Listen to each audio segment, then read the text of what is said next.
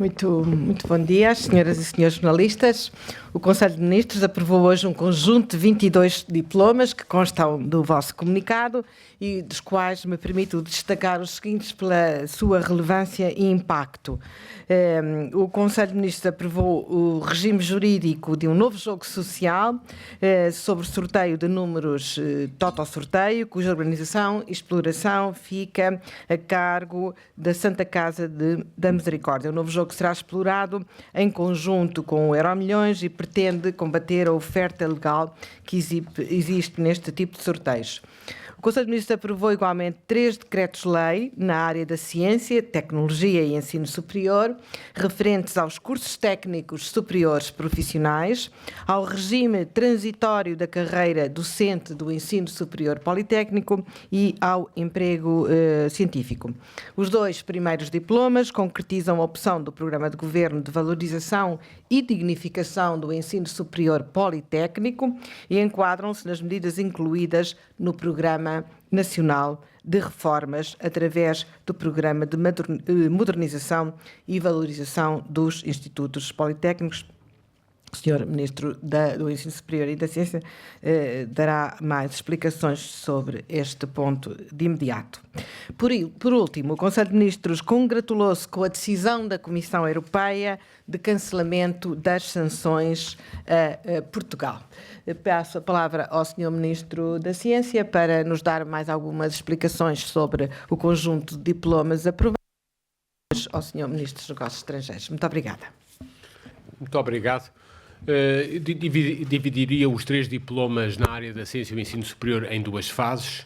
Primeiro, os 2 diplomas que concretizam as principais medidas incluídas no programa do Governo e consagradas no Programa Nacional de Reformas para a valorização e dignificação do ensino politécnico, que consagram, por um lado, os chamados cursos curtos de 2 anos ou os cursos técnicos superiores profissionais como diplomas de ensino superior, seguindo as melhores práticas europeias e já hoje enquadradas em muitos outros países europeus e que têm como objetivo último alargar a base social de apoio do ensino superior, nomeadamente com medidas e programas que possam garantir a ligação do ensino politécnico às necessidades do tecido produtivo, social e cultural nas várias regiões do país. Consagramos assim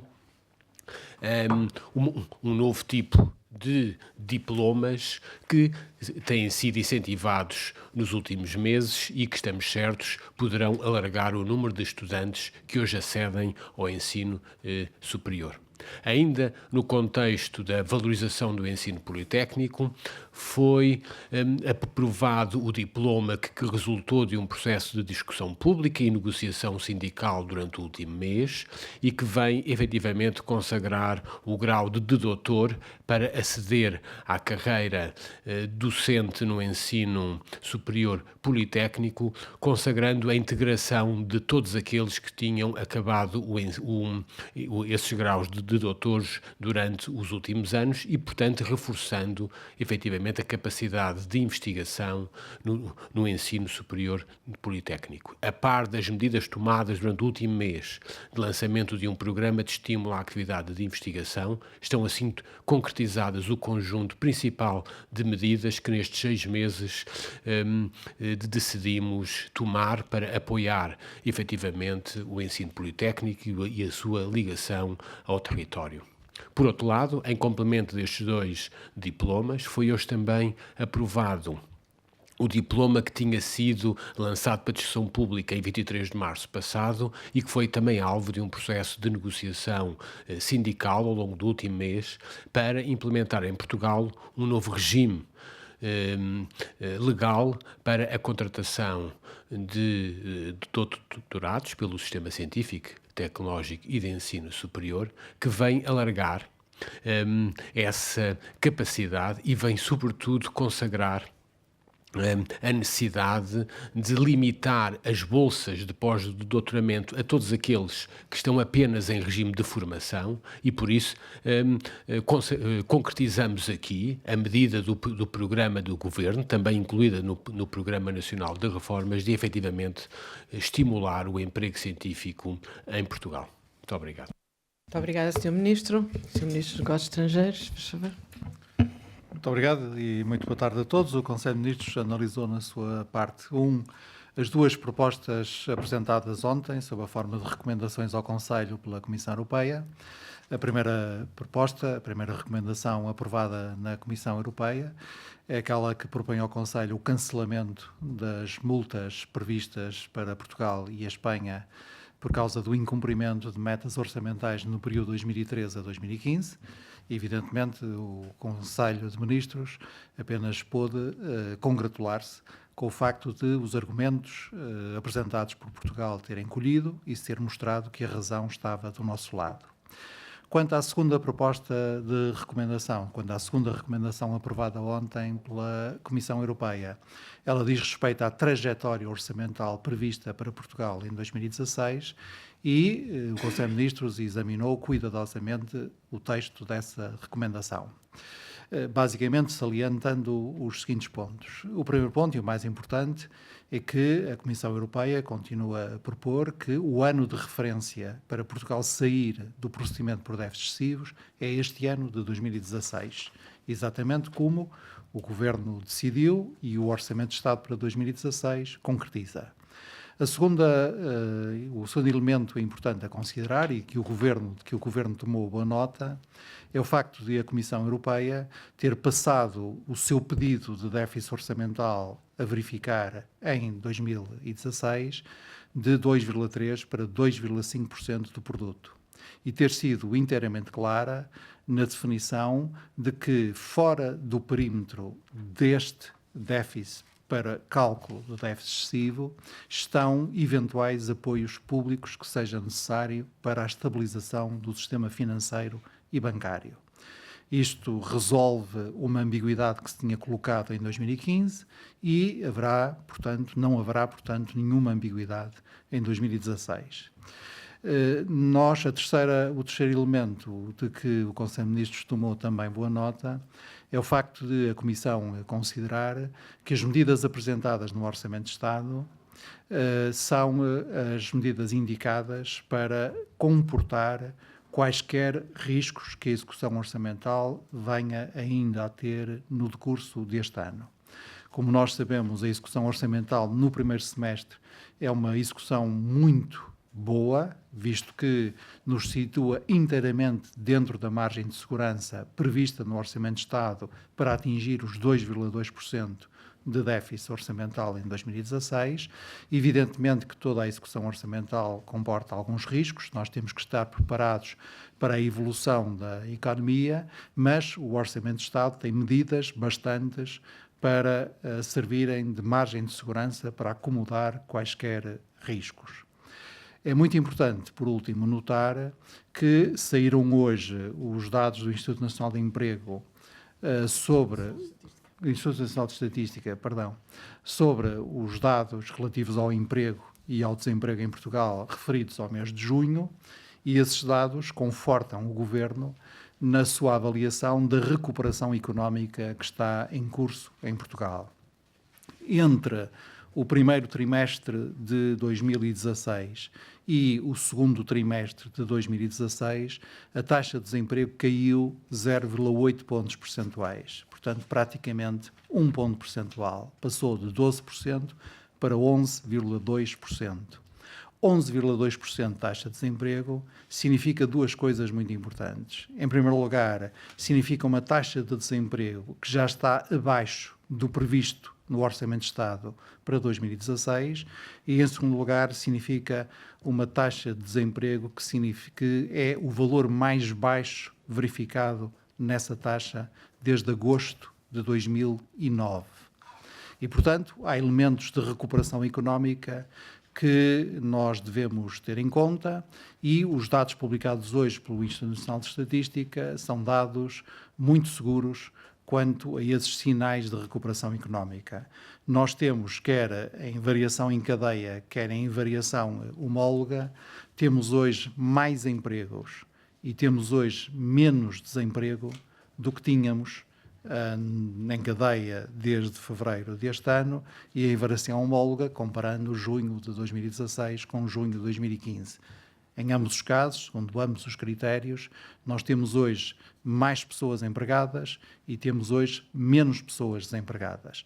Estes dados do Instituto Nacional de Estatística são congruentes com os dados publicados, agora sim, pelo Instituto de Emprego e Formação Profissional, relativos aos desempregados inscritos nos centros de emprego, porque também esses dados mostram uma redução. E são congruentes também, ponto muito importante, com os dados que a execução orçamental do primeiro semestre indica quanto à evolução das contribuições e cotizações pagas à Segurança Social.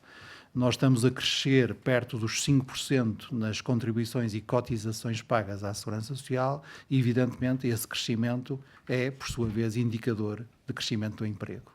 Portanto, do nosso ponto de vista, a recomendação da Comissão Europeia também sobre a trajetória orçamental em 2016 é importante e deve ser considerada com cuidado, mas nós temos, quer do lado da economia, quer do lado das medidas de execução orçamental, nós temos todas as perspectivas para ficarmos em 2016 bem abaixo do limiar de 3% no produto para o nosso déficit nominal. Muito obrigada, Sr. Ministro. Direto para a SIC Notícias, falou das recomendações da União Europeia e também de que o Orçamento de Estado tem medidas bastantes para acomodar qualquer risco. Que medidas são essas que estão incluídas no Orçamento de Estado que evitam qualquer risco? Basicamente são 3 tipos de medidas. 2 medidas de natureza orçamental estrita e uma que tem a ver justamente com a avaliação do andamento da economia. Quanto às medidas de execução orçamental propriamente dita, são a medida chamada da reserva orçamental e a medida das cativações. No seu conjunto, cativações e reserva orçamental significam qualquer coisa como 0,3% do produto. São um poderoso instrumento que o Ministério das Finanças tem para controlar a execução orçamental e acomodar qualquer desvio ou qualquer risco que se verifique. Do lado da economia, os sinais que nós temos, os indicadores que nós temos, incluindo os de hoje sobre a evolução do emprego e a evolução do desemprego, mostram que também do lado do denominador, isto é, do lado do crescimento do produto, nós temos uma margem de segurança para chegar a um resultado orçamental compatível com o nosso objetivo de saída do déficit excessivo este ano. Fundos comunitários, portanto, fala-se que eventualmente em setembro é que iremos conhecer quais são os que serão cativos. Há alguma hipótese de não haver, de facto, nenhuma suspensão de fundos comunitários para Portugal? O que eu tenho a dizer sobre isso é o seguinte: em primeiro lugar, nós aguardamos com toda a serenidade o início desse processo, porque esse processo implica um diálogo entre a Comissão Europeia e o Parlamento Europeu e esse diálogo terá lugar a partir do mês de setembro. Porquê é que aguardamos com serenidade? Por uma razão simples. Entendemos que a razão que temos e que foi corroborada, reconhecida pela Comissão Europeia, agora é a mesma razão que haveremos de ter e de ter reconhecida e corroborada pela Comissão Europeia quando essa questão se colocar. Porque, justamente, a situação é a mesma. O que está aqui em causa é a demonstração que Portugal pôde fazer de que, tendo havido incumprimento de metas orçamentais em 0,2% do produto, houve esforço efetivo da parte das autoridades políticas, das autoridades administrativas e, sobretudo, da população, dos trabalhadores e dos empresários portugueses. Em segundo lugar, o mecanismo de suspensão tem uma característica muito própria, como ontem, aliás, explicou claramente o comissário vice-presidente Dombrovskis. Mesmo uma eventual ativação da suspensão de fundos só produz efeitos práticos a partir de 1 de janeiro de 2017. E mesmo que essa suspensão seja ativada, basta Portugal cumprir o objetivo de ficar abaixo dos 3% do produto para ela ser imediatamente e automaticamente desativada antes mesmo de produzir efeitos. Portanto, aguardamos com toda a serenidade esse processo. Muito obrigada. Mais uma... Faz favor. Sr. Ministro, Pedro Zambus, da RTP, ontem a decisão, apesar de já ter dito que o Conselho de Ministros se congratulou com esta decisão, acabou por surpreender muita gente devido a mudanças de opinião de última hora.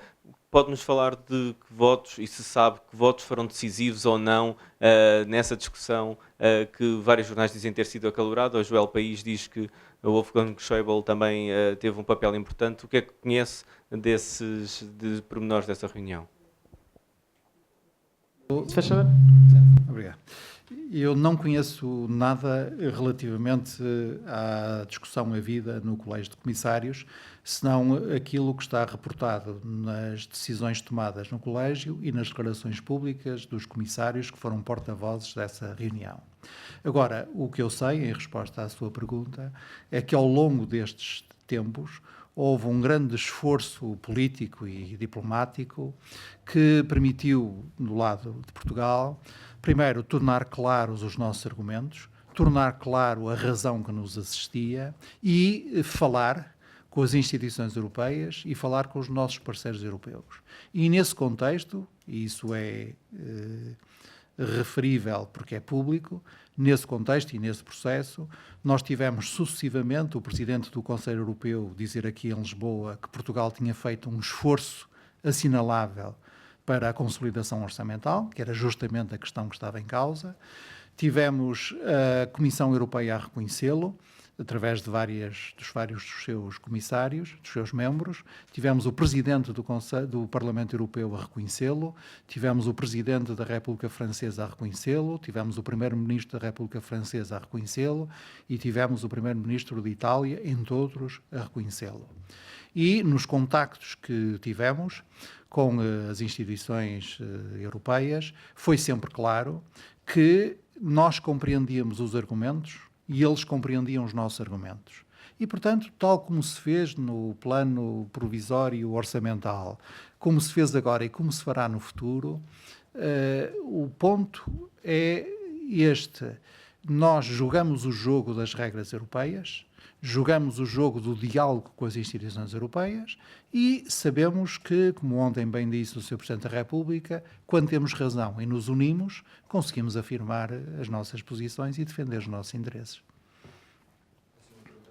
Boa tarde, Joana Feliz, Agência Lusa. De qualquer maneira, apesar dessa congratulação, veio da parte do Eurogrupo uma mensagem de desapontamento, avisando que Portugal e Espanha ainda estão em perigo. Como é que o Governo viu esta declaração? Ministro, faz favor.